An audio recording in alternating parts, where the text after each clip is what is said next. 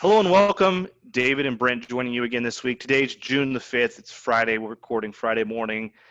I think the biggest story here, we'll start right here, Brent. In ag this week, it's been the dicamba situation with soybeans. We were talking about that a little bit. That's not really in our wheelhouse of things we think about on the website, but it's uncertainty as we think about making decisions. And I think it's going to be a headache definitely in 2020 as producers try to get the crop sprayed, but also into 2021 as we think about the supply chain and getting product ordered. And what are your thoughts on that?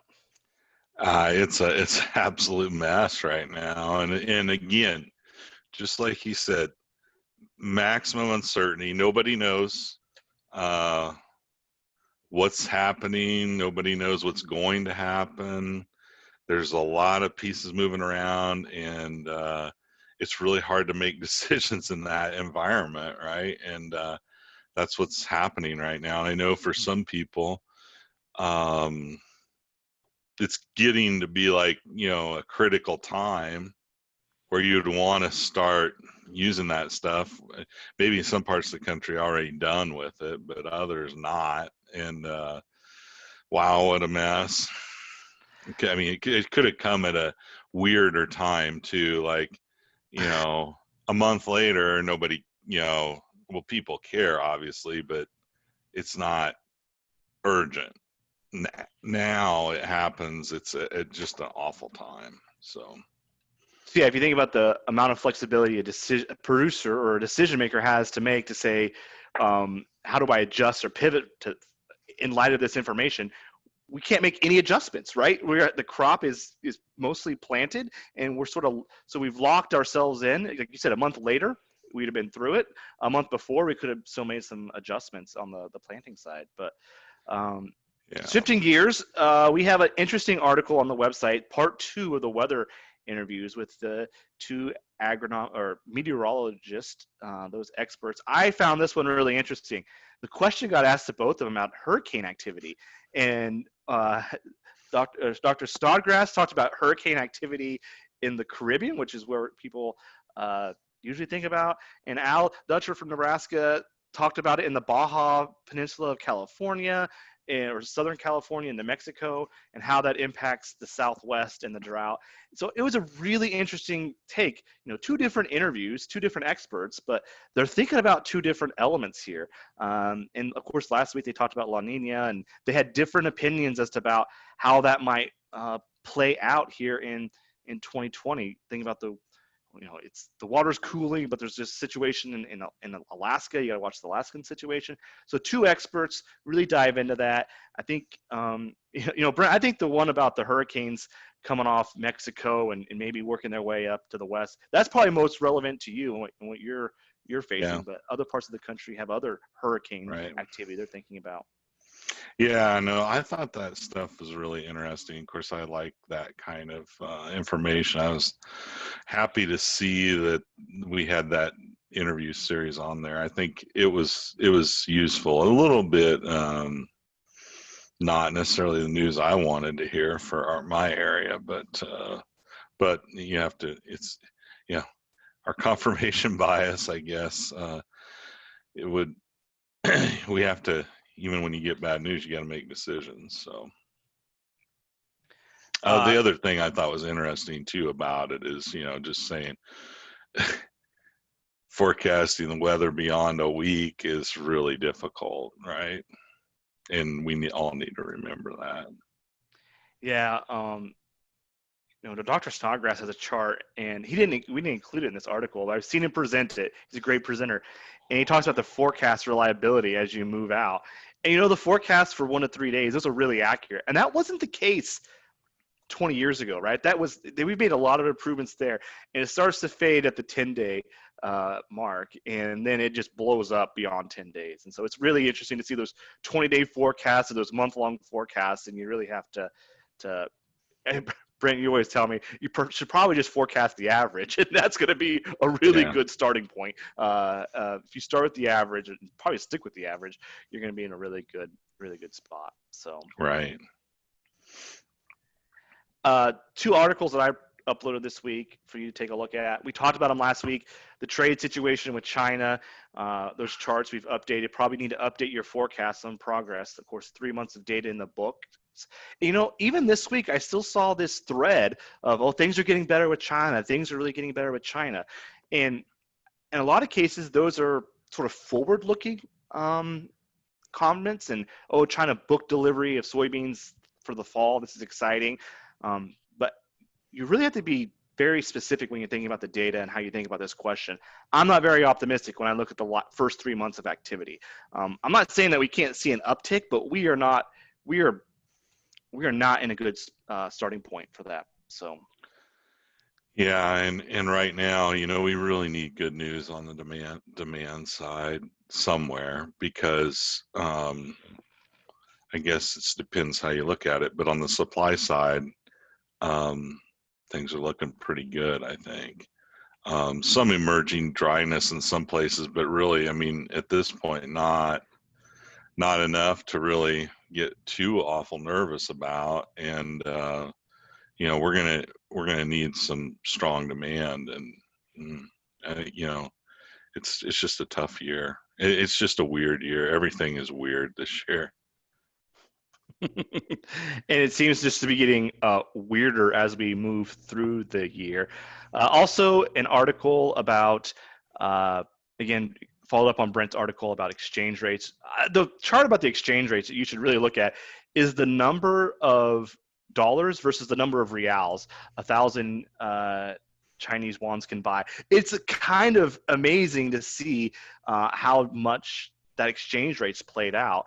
And of course, the Brazilian exchange rates moved in the last month. It's, the dollar, I guess, is weakened a little bit relative to it. So that's some good news, but we're still historic highs. We're still way above where we were a year ago. And so I think it's important to keep in mind that, yeah, things have gotten a little better, but we're still way higher than what that we need to be. And we really got to think about China can just afford to buy more Brazilian reals with 1,000 units of currency, and that's just a really important headwind for U.S. agriculture.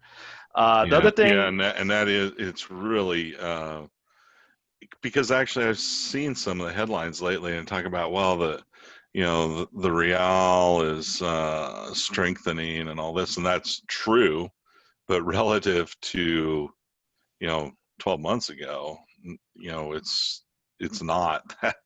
The dollar is much stronger and disadvantages us relative to just a year ago. Yeah. One last question I'm looking at, and then Brent, you can share any last thoughts that you have. At the end of the month, we have the planting report, and that's going to clean up a lot of our questions on the production. We put the stake in the ground a long time ago, around 97 million acres of corn being planted. That's where that USDA March report is. The consensus on that question is about 30% chance of us having more than 97 million acres of corn planted. I'm going to do some digging into the data this week, thinking about how many times does actual go above that March initial estimate, how many times does it come in below. I think we all want to think that we planted less than 97 million acres of corn. And I think it's very likely that we did. My forecast is, I think, 38% chance. So I think it's more likely that we planted under than over. But I'm not sure we're going to get down to this 95 or 94 million that some we like to think about, right? I think we're going to be really close to that 97 million acres.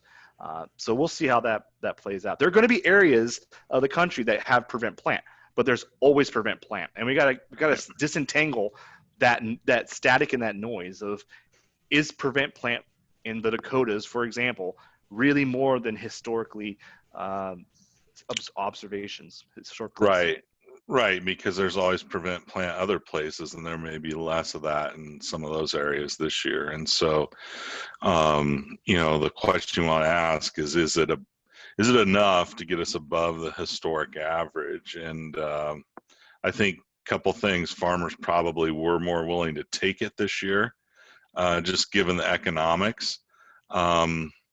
But I'm kind of with you, David. I think the corn acre numbers are probably going to come in awfully strong. I don't think they'll be above 97, but I don't think they'll be a lot below it either. So we'll have to see how that plays out. Definitely a different year here in June 2020 than we were a year ago. Um, we were looking back at some stuff from a year ago. It was all prevent plant. It was all weather dominated. So we're in a much different environment here in 2020. So it's always interesting to see the similarities, but also the differences as we compare years and we compare decision making. And it's why it's really important to invest in good, solid decision-making skills. It's because we never know what's going to come our way, and we got to have that toolbox full of resources to help us sharpen that up. Brent, anything else on your mind, on your radar? What have you been forecasting? Uh, not much. Just still, when you look at those commodity prices, this is kind of, historically, this is kind of the weather premium season here. The market tends to put a weather premium in. But it's a good time to remember that those are historical tendencies, and they're tendencies, they're not laws. And so it doesn't have to happen every year, and it's going to be different every year. And if it weren't, it would be easy.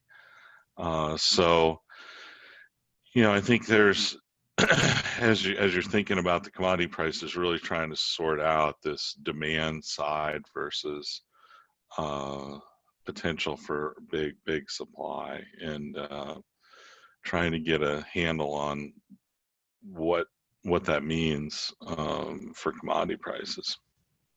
That's what I'm thinking about.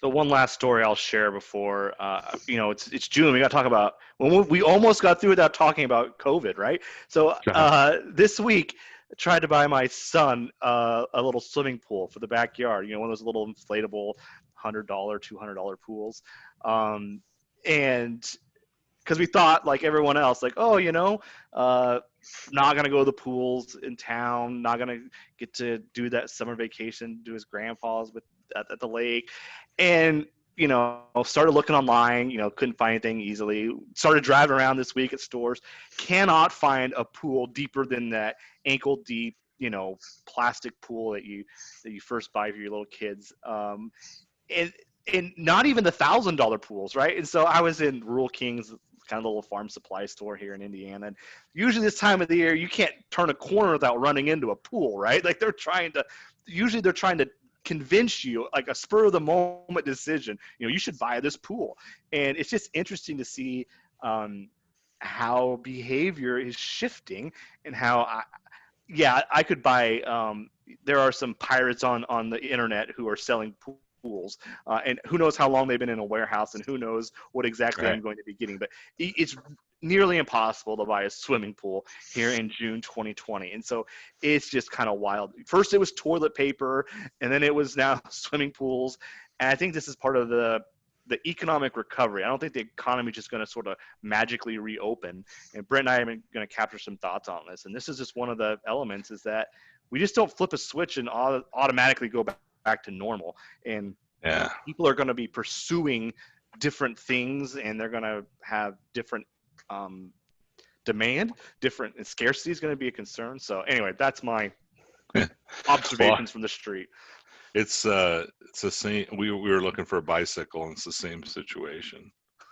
You can't find bicycles. The selection is really limited, and I guess everybody decided they want to buy a bicycle, or they're not coming from China. So one of the two. But we're going to be dealing with these kind of supply shocks for a long time, and it's going to take a long time to get. I mean, normal, I guess, is relative to whatever, but it's going to take a substantial amount of time for the economy to kind of start to resemble normal. This is something we haven't seen in decades, right? The idea that, it was just mind blowing. I wanted a pool, and usually I have to crawl over the pools in the store to get around them this time of the year, and I can't get one. Usually they're the bicycles are spilling out of the Yeah. bicycle racks at the store, right? And you just can't. And I think we have to think about there are two elements. Element one is the supply chain not producing things, and element two, people now wanting things and that at a level that was much greater than what we had before. And oh, by the way, when you tell somebody they can't have a swimming pool or a bicycle, they become hyper fixed on it. I was actually texting somebody like, now it's a quest, right? Like now I'm like gonna find it, and so my willingness to pay is different. I'm hyper focused on it, like the toilet paper. I think it's going to be the same way. And I don't know, it's hard to predict where these things will crop up, but we haven't been making cars in the U.S., right? What happens if the U.S. economy wakes up and says, hey, we want to buy cars? No, by the way, we haven't been making cars for, I don't know. I don't know where the progress is on that, but we spent at least 2 months not making cars, right? So there's Yeah. a supply chain, and then there's the consumer side.